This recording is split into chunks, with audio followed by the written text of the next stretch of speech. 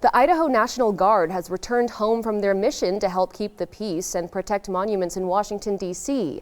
Idaho News 6 reporter Steve Dent shares some insight on the Guard's experience in our nation's capital and why the soldiers are being placed in a 14-day quarantine now.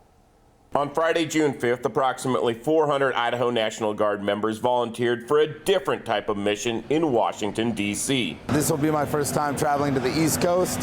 I wish it was under some different circumstances, but I will still try to enjoy myself. The National Guard arrived in D.C. on Friday night, and although they didn't know what to expect, they got their orders on Saturday. We immediately, within 24 hours, were on missions that next night. And we basically were able to perform some security missions to help protect some key sites and stuff.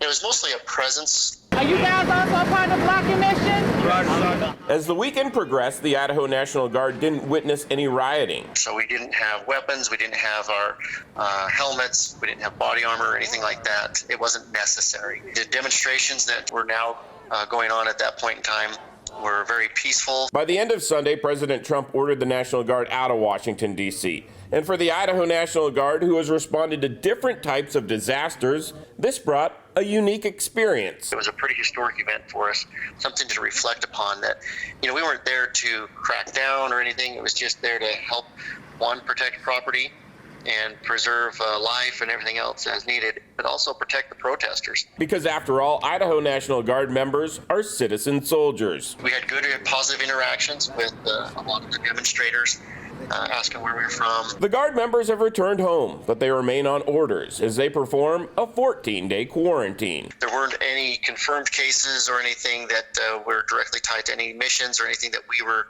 related to. I'm not aware of any of the other states exhibiting any kinds of symptoms or cases. And so just as a precautionary measure, coming back to Idaho, we're in self-isolation. Steve Dent, Idaho News 6. The National Guard Bureau previously asked for Idaho's help, and the governor responded to the call. The cost, by the way, for the visit was covered by the District of Columbia National Guard.